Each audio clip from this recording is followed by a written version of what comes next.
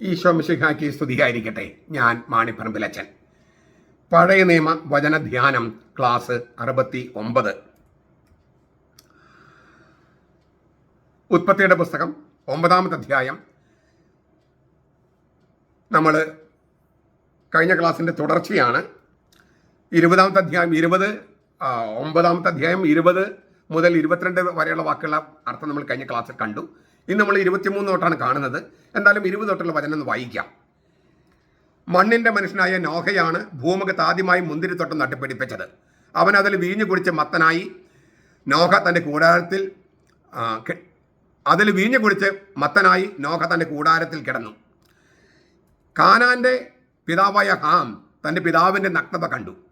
വെളിയിലുണ്ടായിരുന്ന തൻ്റെ 2 സഹോദരന്മാരുടെ അക്കാര്യം പറയുകയും ചെയ്തു. ഷേമും യാഫത്തും ഒരു തുണിയെടുത്ത് തങ്ങൾ തോളിലിട്ട് പുറകോട്ട് നടന്നു ചെന്ന് പിതാവിൻ്റെ നഗ്നത മറച്ചു.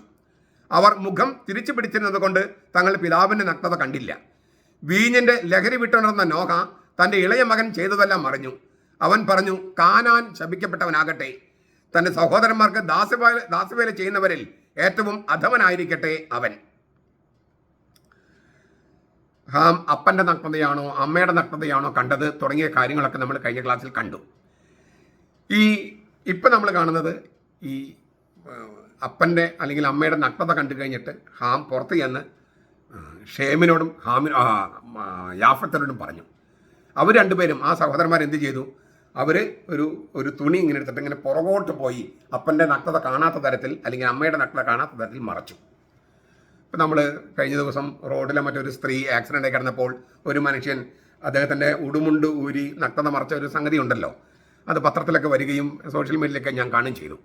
അപ്പോൾ ഈ അപ്പൻ്റെയോ അല്ലെങ്കിൽ അമ്മയുടെയോ നഗ്നത മറക്കിയാണ് 2 സഹോദരന്മാർ ഷേമും യാഫത്തും.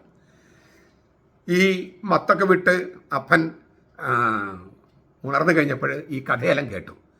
അപ്പോൾ അപ്പൻ എന്ത് ചെയ്തു? കാനാൻ ശപിക്കപ്പെട്ടവനാകട്ടെ. നമ്മൾ ഈ കഴിഞ്ഞ ക്ലാസ്സിൽ കണ്ടു. ഈ കാനാൻ്റെ പിതാവായ ഹാം എന്നാണ് പറഞ്ഞത്. ഇവിടെ കാനാനെയാണ് ശപിക്കുന്നത്. ഹാം ചെയ്ത പാപത്തിന് എന്തിനാ കാനാനെ ശപിച്ചത് എന്നതിന് ഉത്തരമൊക്കെ ഞാൻ കഴിഞ്ഞ ക്ലാസ്സിൽ പറഞ്ഞതാണ്. അപ്പോൾ അത് നമുക്കതിൻ്റെ കുറച്ചുകൂടി നമുക്കതിൻ്റെ ആഴത്തിലേക്ക് പോകാം. അപ്പൻ്റെ നഗ്നത മറയ്ക്കുന്ന 2 മക്കൾ ഷേമും യാഫത്തും. ലേവ്യത്താളുകളിൽ കാണുന്ന വിലക്ക് എങ്ങനെയാണ്? നീ സ്ത്രീയുടെ നഗ്നത അനാവരണം ചെയ്യരുത്. ലേവ്യർ 18:7. ഏതെങ്കിലും സ്ത്രീയുടെ നഗ്നത എന്നല്ല ഇവിടെ സൂചന. അപ്പൻ്റെ സ്ത്രീയുടെ, അതായത് അപ്പൻ്റെ ഭാര്യയുടെ നഗ്നത അനാവൃതമാക്കരുത് എന്നാണ്. അതിനാൽ അപ്പൻ്റെ നഗ്നത അനാവരണം ചെയ്തു എന്നതിന് അപ്പൻ്റെ ഭാര്യയുമായി, അത് അമ്മയാകാം, ലൈംഗിക ബന്ധത്തിൽ ഏർപ്പെട്ടു എന്നാണ് അർത്ഥമെന്ന് നമ്മൾ സൂചിപ്പിച്ചു. ഹാം അത്തരമൊരു തെറ്റ് ചെയ്തു. എന്നാൽ മാനഭംഗം ചെയ്യപ്പെട്ട അമ്മയുടെ നഗ്നത വകതിരിവോടെ മറച്ചു പിടിക്കുകയാണ് ഷേമും യാഫത്തും. മാനഭംഗം ചെയ്യപ്പെട്ട അമ്മയും മാനം രക്ഷിക്കാൻ മുൻകൈ എടുക്കുകയും സംരക്ഷിക്കുകയും ചെയ്തുവെന്ന ധ്വനി അവിടെയുണ്ട്. മാനഭംഗം ചെയ്യപ്പെട്ട അമ്മയും മാനം രക്ഷിക്കാൻ മുൻകൈ എടുത്തു എന്നൊരു സൂചന അതിനകത്തുണ്ട്. മാനഭംഗം ചെയ്യപ്പെടുന്നവരുടെ എണ്ണം വർദ്ധമാനമാകുന്ന നമ്മുടെ സംസ്കാരത്തിൽ ഇരകളുടെ മാനം സംരക്ഷിക്കാനുള്ള മാർഗം എന്ത് എന്ന് നമ്മൾ ചിന്തിക്കേണ്ടതുണ്ട്. ഈ പലരും എന്തുകൊണ്ടാണ് മാനഭംഗം ചെയ്യപ്പെട്ടാലും പുറത്ത് കേസുമായിട്ട് വരാത്തത്? അവർ പിന്നെയും അവരുടെ മാനം നഷ്ടപ്പെടുത്തേണ്ടി വരികയാണ്. മറിച്ചൊരു സംഗതി കൂടിയുണ്ട്. ഇപ്പോൾ ഈ മാനഭംഗം ചെയ്യപ്പെടാത്തവരും മാനഭംഗം ചെയ്യപ്പെട്ടെന്ന് പറഞ്ഞു വരുന്നുണ്ട്. അങ്ങനെ ഹണി ട്രാപ്പായിട്ടും അല്ലാതെയും ഒക്കെ മുന്നോട്ട് വരുന്നുണ്ട്. അതും തെറ്റ് തന്നെ. അപ്പോൾ ഇത് നമ്മുടെ സമുദായത്തിലൊക്കെ ഉള്ള ഒരു പ്രശ്നമാണ് ഈ നോഹയുടെ കഥയിലൂടെ അല്ലെങ്കിൽ നോഹയുടെ ജീവിതത്തിലുണ്ടായ ഒരു അനുഭവത്തിലൂടെ അവതരിപ്പിച്ചിരിക്കുന്നത്. എന്നിട്ട് പറയാണ്, ഈ ഇളയ മകൻ ഈ ഹാമിനെ അങ്ങനെയാണ് വിശേഷിപ്പിക്കുന്നത്. ഇളയ മകൻ അങ്ങനെ വിശേഷിപ്പിക്കാൻ ഒരു കാരണമുണ്ട്. നോഹിൻ്റെ ആദിജാതനായ ഷേമിന് അവകാശപ്പെട്ട ചില സവിശേഷ ആനുകൂല്യങ്ങൾ, അതായത് കടിഞ്ഞൽപ്പത്തൻ്റെ അവകാശം, ആദിജാതൻ്റെ അവകാശം, അത് സ്വന്തമാക്കാനുള്ള തന്ത്രമായിരുന്നു ഹാം അമ്മയുമായി നടത്തിയ ഈ അഗമ്യ ഗമനം, ഇൻസെസ്റ്റ്. അപ്പൻ്റെ ഭാര്യയുമായി ലൈംഗികമായിട്ട് ബന്ധപ്പെടാൻ പാടില്ല. അതിനാണ് ഈ അഗമ്യ ഗമനം എന്ന് പറയുന്നത്. ഗമിക്കാൻ പാടില്ലാത്തടത്തുള്ള ഗമനം, അത് പാടില്ലാത്തതാണ് അഗമ്യ ഗമനം. അതാണ് ഇൻസെസ്റ്റ് എന്ന് പറയുന്നത്. മറ്റൊരാളുടെ ഭാര്യയുമായോ വെപ്പാട്ടികളുമായോ നിയമവിരുദ്ധമായ ബന്ധത്തിൽ ഏർപ്പെടുന്നത് അയാളുടെ അവകാശങ്ങളും അധികാരങ്ങളും കവർന്നെടുക്കാനുള്ള കുൽസിത ബുദ്ധിയിൽ നിന്ന് വരുന്നതാണ്. ഇത് നമ്മൾ ഉൽപ്പത്തി പുസ്തകം 35-ാമത്തെ അധ്യായം 22-ാം വാക്യത്തിൽ റൂബൻ ചെയ്യുന്നത് കാണുന്നുണ്ട്. അല്ലെങ്കിൽ അബ്ശലോം ചെയ്യുന്നതായിട്ട് 2 ശമൂവേൽ 16, 20, 21 കാണാം. മറ്റൊരാളുടെ ഭാര്യയുമായിട്ടോ വെപ്പാട്ടികളുമായിട്ടോ നിയമവിരുദ്ധമായ ബന്ധത്തിൽ ഏർപ്പെട്ട് അയാളുടെ അവകാശങ്ങളും അധികാരം കവർന്നെടുക്കാനുള്ള ഒരു കുൽസിത ബുദ്ധി. ഇതാണ് ഇളയ മകൻ എന്ന് ഹാമിനെ വിളിക്കാൻ കാരണം. ഷേമാണ് ആദിജാതൻ, കടിഞ്ഞൽ പുത്രൻ. അവന് ചില അവകാശങ്ങളുണ്ട്, വിശേഷപ്പെട്ട അവകാശങ്ങളുണ്ട്. ആ അവകാശങ്ങൾ കവർന്നെടുക്കാൻ വേണ്ടി ഹാം കണ്ടെത്തിയ ഒരു കുൽസിത ബുദ്ധിയാണ് അപ്പൻ്റെ ഭാര്യയുമായിട്ട് ലൈംഗിക ബന്ധത്തിൽ ഏർപ്പെടുക. ഇതാണ് അപ്പൻ്റെ നഗ്നത കണ്ടെന്ന് പറഞ്ഞാൽ അപ്പൻ്റെ ഭാര്യയുടെ നഗ്നത കണ്ടു എന്നുള്ള അർത്ഥം. അതുകൊണ്ടാണ് ഇളയ മകൻ എന്ന് പറഞ്ഞിരിക്കുന്നത്. മൂത്ത പുത്രന്റെ ആദിജാതന്റെ അവകാശങ്ങൾ കവർന്നെടുക്കാൻ ഇളയ മകൻ നടത്തിയ ഒരു കുൽസിത പ്രവൃത്തി. അതുകൊണ്ട് തന്നെ നമ്മൾ പിന്നത്തെ വാചകം എന്താ കാണുന്നത്? ഷേമിന്റെ ദൈവമായ യാഹ്വേ വാഴ്ത്തപ്പെട്ടവനാകട്ടെ. ഷേമിന്റെ ദൈവമായ യാഹ്വേ, അതൊരു ഭയങ്കര വാക്കാണ്. ഭയങ്കര എന്ന് വെച്ചാൽ അതിശ്രേഷ്ഠമായ ഒരു വാക്കാണത്. ആക്ഷരികമായിട്ട് ഭാഷപ്പെടുത്തിയാൽ എൻ്റെ ദൈവമായ യാഹ്വേയാൽ ഷേം അനുഗ്രഹിക്കപ്പെടട്ടെ എന്നാണ്. എൻ്റെ ദൈവമായ യാഹ്വേയാൽ ഷേം അനുഗ്രഹിക്കപ്പെടട്ടെ. ഈ സ്തോത്രം, ഈ സ്തുതിപ്പ് വളരെ അതുല്യമാണ്. ബൈബിളിൽ ആദ്യമായിട്ടാണ് ഒരു വ്യക്തിയുടെ രക്ഷാധികാരിയും സംരക്ഷകനുമായി ദൈവത്തെ അവതരിപ്പിക്കുന്നത്. ഒരു വ്യക്തിയുടെ രക്ഷാധികാരിയും സംരക്ഷകനുമായി ദൈവത്തെ അവതരിപ്പിക്കുന്ന ബൈബിളിൽ ആദ്യത്തെ രംഗമാണിത്. ഷേമിൻ്റെ ദൈവം എന്നാണ് പറഞ്ഞിരിക്കുന്നത്. ഷേമിൻ്റെ ദൈവമായ യാഹ്വേ. പിന്നീട് ദൈവം വെളിപ്പെടുത്തുന്നുണ്ട് മോശയ്ക്ക് അബ്രഹാമിൻ്റെ ദൈവം, ഇസഹാക്കിൻ്റെ ദൈവം, യാക്കോബിൻ്റെ ദൈവം. അത് ആളുകളുടെ ദൈവം. അങ്ങനെ ഒരു വ്യക്തിയുടെ ദൈവമായിട്ട് ആദ്യം പറയുന്നത് ഷേമിൻ്റെ ദൈവം. ഷേമിൻ്റെ ദൈവം. ഈ ഷേം എന്ന ആദിജാതന്റെ കടിഞ്ഞൽ പുത്രന്റെ അവകാശങ്ങളാണ് ഇളയ മകൻ തട്ടിയെടുക്കാൻ ശ്രമിച്ചത്. ഏസാവിൽ നിന്ന് യാക്കോബ് തട്ടിയെടുക്കാൻ ശ്രമിച്ചത് ഓർക്കുന്നുണ്ടോ? അതിൻ്റെ ഒരു പൂർവ്വരൂപമാണിത്. ദൈവം എങ്ങനെയാണ് വെളിപ്പെടുത്തുന്നത്? തന്നെ ഷേമിൻ്റെ ദൈവം, അബ്രഹാമിൻ്റെ ദൈവം, ഇസഹാക്കിൻ്റെ ദൈവം, യാക്കോബിൻ്റെ ദൈവം. ആളുകളുടെ ദൈവമാണ് ദൈവം, സ്ഥലത്തിൻ്റെ ദൈവമല്ല. അല്ലേ? നമ്മൾ വേളാങ്കണ്ണി മാതാവ്, മജ്ജുഗോരിയലെ മാതാവ്, ലൂർദ് മാതാവ്, ഫാത്തിമ മാതാവ് എന്നൊക്കെ പറയും. തീർച്ചയായിട്ടും ഇല്ലേ, സിയോനിലെ ദൈവം എന്നൊക്കെ വെളിപ്പെടുത്തുന്നുണ്ട്. ദൈവം അല്ലേ, മലമുകളിൽ ദൈവം എന്നൊക്കെ ദൈവം വെളിപ്പെടുത്തുന്നുണ്ട്. എങ്കിലും അതല്ല ബൈബിളിലെ പ്രധാനപ്പെട്ട വെളിപാട്. ബൈബിളിലെ പ്രധാനപ്പെട്ട വെളിപാട് എന്ന് പറയുന്നത് ആളുകളുടെ ദൈവമായിട്ടാണ്. അബ്രഹാമിൻ്റെ ദൈവം, ഇസഹാക്കിൻ്റെ ദൈവം, യാക്കോബിൻ്റെ ദൈവം. അങ്ങനെ പറയുന്നതിന് മുമ്പ് ആദ്യം പറഞ്ഞിരിക്കുകയാണ് ഷേമിൻ്റെ ദൈവം. ഷേമിൻ്റെ ദൈവം. സ്ഥലങ്ങളുമായി ബന്ധപ്പെട്ടല്ല ദൈവത്തെക്കുറിച്ച് പറഞ്ഞിരിക്കുന്നത്. നമ്മൾ പലപ്പോഴും പറയും, അത് ബൈബിളിലുണ്ട് ചിലപ്പോഴൊക്കെ. ബഥേലിലെ ദൈവം അങ്ങനെയൊക്കെ ഉണ്ട്, പറയുന്നുണ്ട്. സിയോനിലെ ദൈവം അങ്ങനെ പറയുന്നുണ്ട്. എങ്കിലും അതല്ല ഏറ്റവും പ്രാധാന്യം അർഹിക്കുന്ന വെളിപാട്. വ്യക്തികളുടെ ദൈവമായിട്ട് ദൈവം അവതരിപ്പിക്കുകയാണ്. യാഹ്വേ എന്ന ആ വാക്കിൻ്റെ ഏറ്റവും പ്രധാനപ്പെട്ട അർത്ഥം ഞാനായിരിക്കുന്നത് നിനക്ക് വേണ്ടിയാണ്. ഞാനായിരിക്കുന്നത്, ഞാൻ ദൈവമായിരിക്കുന്നത് നിനക്ക് വേണ്ടിയാണ്. എന്താ ആ വാക്കിൻ്റെ ധ്വനി സാന്ദ്രത? ഞാൻ ദൈവമായിരിക്കുന്നത്, ഞാൻ യാഹ്വേ ആയിരിക്കുന്നത് നിനക്ക് വേണ്ടിയാണ്. ഇതാണ് ഞാനാണ് എന്നതിൻ്റെ അർത്ഥം. ഞാൻ യാഹ്വയാണെന്നതിൻ്റെ അർത്ഥം. അങ്ങനെ പറഞ്ഞിട്ട് പറയാണ്, കാനാൻ ഈ ഷേമിൻ്റെ അടിമയായിരിക്കട്ടെ. കാനാൻ ഷേമിൻ്റെ അടിമയായിരിക്കട്ടെ. ഷേമിൽ നിന്ന് അബ്രഹാമിലൂടെ ഉത്ഭവിച്ച ഇസ്രായേലര്, ഷേമിൽ നിന്ന് അബ്രഹാമിൽ ഉത്ഭവിച്ചവരാണ് ഇസ്രായേലര്. ഉൽപ്പത്തി പുസ്തകം 11, 20, 26. അവർ കാനാൻ ദേശം കീഴടക്കുകയും കാനാന്യ ദേശത്ത് അവശേഷിച്ചവരെ തങ്ങളുടെ അടിമകളാക്കുകയും ചെയ്തപ്പോൾ ഈ ശാപം ഫലിക്കുകയാണ് ചെയ്തത്. യശുവാട് പുസ്തകം 16, 10, 17, 13, ന്യായാധിപന്മാർ 1, 28, 1, 23, 1 രാജാക്കന്മാർ 9, 20, 21. ഈ ഷേമിൽ നിന്ന് അബ്രഹാമിലൂടെ ഉത്ഭവിച്ച ഇസ്രായേലര് കാനാൻ ദേശത്ത് പ്രവേശിച്ച് കാനാന്യ ദേശത്ത് അവശേഷിച്ചവരെ തങ്ങളുടെ അടിമയാക്കി. അപ്പോൾ കാനാൻ ഷേമിന്റെ അടിമയായിരിക്കട്ടെ എന്ന ശാപം ഫലിച്ചു. നോഹയുടെ ശാപം ഫലിച്ചു. ഹാമിൽ നിന്ന് ഉത്ഭവിച്ചവരാണ് കറുത്തവർഗ്ഗക്കാരെന്നും അവരുടെ വിധി മറ്റുള്ളവരുടെ അടിമയായിരിക്കാനാണെന്നും വെള്ളക്കാർ വ്യാഖ്യാനിച്ചു. അങ്ങനെ കറുത്തവർഗ്ഗക്കാരെ അടിമകളാക്കി വിൽക്കുകയും ചെയ്തു. ഇതൊക്കെ ചരിത്രത്തിലെ കറുത്ത അധ്യായമാണ്. ഇന്നും കറുത്ത വർണ്ണത്തോട് ശത്രുത പുലർത്തുന്ന മനോഭാവം വെളുത്തവരിലുണ്ട്, കറുത്തവരിൽ പോലുമുണ്ട്. കറുപ്പിന്റെ അഴക് തിരിച്ചറിയാൻ നാം ഇനിയും കാത്തിരിക്കണം. നമ്മിൽ തന്നെ വിപ്ലവം തുടങ്ങേണ്ടിയിരിക്കുന്നു.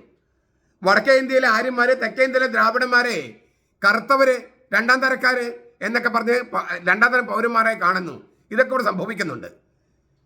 പക്ഷേ അടിമകളാകാൻ എന്തുകൊണ്ടാണ് നമ്മൾ അനുവദിക്കുന്നത്? മറ്റുള്ളവർ നമ്മൾ അടിമകളാക്കുമ്പോൾ നമ്മൾ അടിമകളാകാൻ നിന്നു കൊടുക്കുന്നത് എന്തുകൊണ്ട്? അതിനുള്ള ഉത്തരം കൂടി നമ്മൾ കണ്ടെത്തണം. തിരുവചനങ്ങൾക്ക് ഇന്ന് അർത്ഥം വരുന്നത് അപ്പോഴാണ്. വിപ്ലവം ഉണ്ടാകുന്നത് ഇങ്ങനെയാണ്. നോഹയുടെ കാര്യത്തിലേക്ക് വീണ്ടും കിടക്കുകയാണ്. യാഫത്തിന് ദൈവം വിപുലമാക്കട്ടെ. ഹെബ്രായ ഭാഷയിലെ യാപ്റ്റ് എന്ന ധാതുവിൽ നിന്നാണ് യാഫത്ത് ഉണ്ടാകുന്നത്. യാപ്റ്റ് വിപുലമാക്കുക, പുഷ്ടിപ്പെടുത്തുക, വർദ്ധമാനമാക്കുക, വിസ്തരിക്കുക, വിസ്താരമാക്കുക. വിസ്തരിക്കുക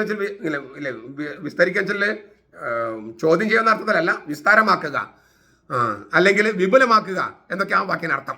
അപ്പോൾ ഇങ്ങനെ വിശാലമായി പോകട്ടെ എന്നാണ് യാഫത്ത്.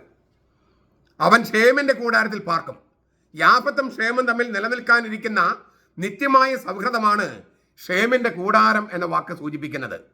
ഷേമിന്റെ ദൈവത്തിലൂടെ യാഫത്തിന്റെ ജനത്തിനും അനുഗ്രഹം ലഭിക്കുമെന്നാണ് ഈ പറഞ്ഞതിൻ്റെ അർത്ഥം. നമ്മൾ ഈ മൂന്ന് സന്തതികളിലൂടെയാണ് ലോകത്തെ സകല ജനതകൾ ഉണ്ടായെന്ന് ബൈബിൾ പറയുന്നുണ്ട്. അതായത് ഷേമിലൂടെ സെമിറ്റിക്, ഈ ഷേം എന്ന വാക്കിൽ നിന്ന് സെമിറ്റിക് വംശജരുണ്ടാകണേ, ഏഷ്യയിലെ ആളുകൾ, യാഫത്ത് യൂറോപ്പിലെ ആളുകൾ, പിന്നെ ഹാം ആഫ്രിക്കയിലെ ആളുകൾ. ഇങ്ങനെ 3 ഭൂഖണ്ഡങ്ങളാണ് ബൈബിളിൽ പറഞ്ഞിട്ടുള്ളത്. ഈ അമേരിക്കാസ് പറഞ്ഞിട്ടില്ല, ബൈബിളിലില്ല. അത് പിന്നീടാണ് അവിടെ ഇങ്ങനെ ഒരു ഭാഗമുണ്ടെന്ന കാര്യം പിന്നീടാണ് നമുക്ക് മനസ്സിലാകുന്നത്. അപ്പോൾ ബൈബിളിലെ ഭൂമി എന്ന് പറഞ്ഞാൽ ഈ 3 ഭൂഖണ്ഡങ്ങളാണ്: ഏഷ്യ, ആഫ്രിക്ക, യൂറോപ്പ്. ഏഷ്യയിലെ സെമിറ്റിക് വംശജർ ഷേമിൽ നിന്നും, യാഫത്ത് എന്ന് പറഞ്ഞ യൂറോപ്യൻ, ഇൻഡോ യൂറോപ്യൻ ആളുകൾ യാഫത്തിൽ നിന്നും, പിന്നെ ഹാം എന്ന് പറഞ്ഞ ആഫ്രിക്കക്കാർ ഹാമിൽ നിന്നുണ്ടായി എന്നൊക്കെയാണ് ബൈബിളിൻ്റെ സങ്കല്പം. ഈ 3 ഭൂഖണ്ഡങ്ങൾ നിറഞ്ഞുവെന്നാണ്. പക്ഷെ അങ്ങനെയൊക്കെ സംഭവിക്കുമ്പോൾ നമ്മൾ ഓർക്കേണ്ട ഒരു സംഗതി, ഈ അടിമകളാക്കപ്പെടുന്നവരും അടിമകളാക്കുന്നവരും അടിമകളാക്കപ്പെടുന്നവരുമുണ്ട്. ഇരു കൂട്ടർക്കും തുല്യമായ കുറ്റമുണ്ട്. ചൂഷണം ചെയ്യുന്നവരും ചൂഷണം അനുവദിക്കുന്നവരുമുണ്ട്. അപ്പോൾ അതിൻ്റെ ഒരു വിപ്ലവം തുടങ്ങാനുള്ള സമയമാണ്. ആ വിപ്ലവം നമ്മിൽ നിന്നാണ് തുടങ്ങേണ്ടത്. നമ്മൾ ഈ ഫെയർ ആൻഡ് ലവ്ലിയൊക്കെ ഇങ്ങനെ പുരട്ടി വെളുക്കാൻ ശ്രമിക്കുകയാണ്.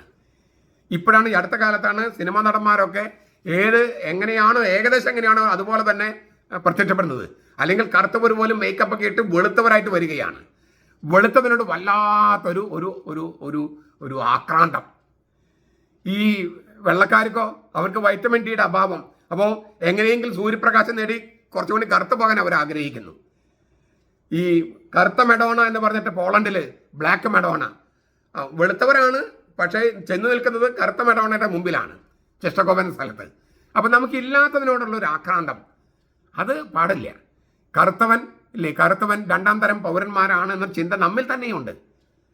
അത് മറ്റുള്ളവർ നമ്മളെ അടിമകളാക്കാൻ അത് കാരണമാക്കും. മാത്രമല്ല, നമ്മുടെ ഇടയിലുള്ള, ഞാൻ പറഞ്ഞു കഴിഞ്ഞു, നമ്മുടെ ഇടയിൽ ഈ മാനഭംഗം പെടുത്താൻ നമ്മുടെ ഇടയിൽ എന്തുമാത്രം സംസ്കാര ശൂന്യമായ പ്രവൃത്തികളാണ്. ഇതൊക്കെ മറ്റുള്ളവർക്ക് നമ്മുടെ മേൽ അടിമത്തം സ്ഥാപിക്കാനുള്ള വഴികളായിട്ട് മാറും. ഈ ഹാമിൻ്റെ കഥയിലൂടെ ഇന്ന് സംഭവത്തിലൂടെ ഇന്ന് നമ്മെ പഠിപ്പിക്കുന്ന ഒരുപാട് കാര്യങ്ങളുണ്ട്. നമ്മുടെ സംസ്കൃതിയുടെ പോരായ്മകൾ നികത്താൻ നമ്മൾ പരിശ്രമിച്ചില്ലെങ്കിൽ നമ്മൾ പിന്നെയും അടിമകളായി ആയിക്കൊണ്ടിരിക്കും.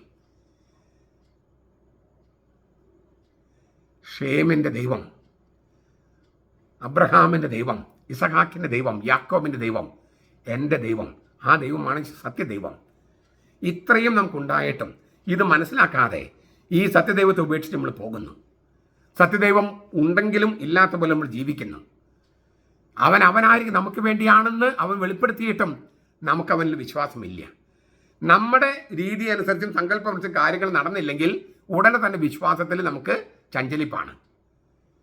പിന്നെ ബൈബിൾ പറഞ്ഞ വിപ്ലവങ്ങളൊന്നും ഏറ്റെടുക്കാൻ നമ്മൾ തയ്യാറല്ല. അപ്പോൾ നമ്മൾ എന്തുണ്ടാകും? പിന്നെയും അടിമകളായിക്കൊണ്ടിരിക്കും. നമ്മൾ അടിമകളാകുന്നതിന് നമ്മൾ കൂടി കാരണമാണ്. ഇതാണ് ഞാൻ പറഞ്ഞു വരുന്നത്. അതിന് നമ്മുടെ സംസ്കൃതിയിലെ പുഴുക്കുത്തുകൾ മാറ്റണം എന്നാണ് ഞാൻ ഈ പറഞ്ഞതിൻ്റെ ചുരുക്കം. എല്ലാം ഗംഭീരമാണെന്ന് പറഞ്ഞിരിക്കാം നമുക്ക്, പക്ഷെ എല്ലാം ഗംഭീരമല്ല. എന്തുമാത്രം കൊലപാതകമാണ് എല്ലാ ദിവസവും കേരളത്തിൽ കേൾക്കണേ. എന്തുമാത്രം മാനഭംഗ കഥകളാണ് എല്ലാ ദിവസവും കേൾക്കുന്നത്. ഇത്രയും കൊലപാതകങ്ങളും ഇത്രയും മാനഭംഗങ്ങളും ബലാത്സംഗങ്ങളും ഉള്ള ഒരു നാട് ലോകത്തുണ്ടോ? എന്നിട്ട് ഹോർമോൺ വ്യതിയാനമാണെന്ന് പറഞ്ഞ് നടക്കുകയാണ് ചില ഡോക്ടർമാർ. അങ്ങനെയാണെങ്കിൽ യൂറോപ്പിലൊന്നും ഹോർമോൺ വ്യതിയാനം ഇല്ലേ? എന്നിട്ട് എന്തേ അവിടെ ബലാത്സംഗമൊന്നും ഇല്ലാത്ത? രാത്രി ആരും കയറി പിടിക്കാത്ത എന്തുകൊണ്ടാണ് അവിടെയൊക്കെ? ഹോർമോൺ ചേഞ്ച് ഒന്നും അവിടെ ഇല്ലേ? ഇവിടെ മാത്രം ഹോർമോൺ ചേഞ്ച് ഉള്ളൂ. എന്തുമാത്രം ഇങ്ങനെ വികൃതമായ പ്രബോധനങ്ങളും വിഡ്ഢിത്തങ്ങളും. അത് ഡോക്ടർമാരും ശാസ്ത്രജ്ഞന്മാരൊക്കെ ഇരുന്ന് പറയാണ്. ISRO ചെയർമാൻ എന്ന് പറയുകയാണ് ദൈവം ഇല്ല, അയാളല്ലേ തീരുമാനിക്കുന്ന ദൈവം ഉണ്ടോ ഇല്ല എന്നുള്ളത്. ചില നേട്ടങ്ങൾ കൈവരിക്കുമ്പോഴേക്കും ദൈവം ഇല്ല എന്നൊക്കെ പറയാനായിട്ട് എന്തൊരു മണ്ടന്മാരാണത്. മുകളിൽ ദൈവമില്ല എന്ന് വിഡ്ഢി ഉള്ളിൽ പറഞ്ഞു. ഒരു ഉപഗ്രഹത്തെ കണ്ട് വിട്ടാൽ ദൈവമായിട്ട് മാറുമോ? ദൈവത്തെ നിഷേധിക്കുന്ന ദൈവമായിട്ട് മാറുമോ? എന്നിട്ട് അത് സംപ്രേഷണം ചെയ്യാം, കാരണം അതൊക്കെ വിറ്റ് പോകുന്ന പ്രോഡക്റ്റുകളാണ്. പക്ഷെ മണ്ടത്തരമാണ്. ഒരു റോക്കറ്റ് ചൊവ്വയിലേക്കോ ചന്ദ്രനിലേക്കോ റോക്കറ്റ് വിട്ടാൽ ദൈവത്തെ നിഷേധിക്കാമെന്ന് വിചാരിക്കുന്ന മണ്ടന്മാർ എത്രയോ വലിയ മണ്ടന്മാരാണ് അവർ. അങ്ങനെ ഒരുപാട് പേര്. ഞാൻ ചില സംഗതികൾ പറഞ്ഞതേ ഉള്ളൂ. ചുരുക്കത്തിൽ നമ്മൾ ഈ ബൈബിൾ പറയുന്ന വിപ്ലവം നമ്മിൽ നിന്ന് തുടങ്ങാൻ നമ്മൾ ചെയ്യേണ്ടത് ഒന്ന് വചനം ആഴത്തിൽ പഠിക്കുക, പിന്നെ അത് ധ്യാനിക്കുക, പ്രാർത്ഥിക്കുക. ആ വചനം നമ്മെ കുത്തിത്തുളയ്ക്കട്ടെ. നമ്മിൽ നിന്നായിരിക്കട്ടെ ഈ വിമോചനത്തിൻ്റെ വിപ്ലവങ്ങൾ ആരംഭിക്കുന്നത്. അതൊരു പോരാട്ടമാണ്. പോരാടാൻ തയ്യാറല്ലെങ്കിൽ അടിമകളായിരിക്കാനാണ് നമ്മുടെ വിധി. നമ്മുടെ കർത്താവ് ഈശോ മിശിഹായുടെ കൃപയും പിതാവായ ദൈവത്തിൻ്റെ സ്നേഹവും പരിശുദ്ധാത്മാവിൻ്റെ സഹവാസവും നാം എല്ലാവരോടും കൂടി ഉണ്ടായിരിക്കട്ടെ, ഇപ്പോഴും എപ്പോഴും എന്നേക്കും. ആമേൻ.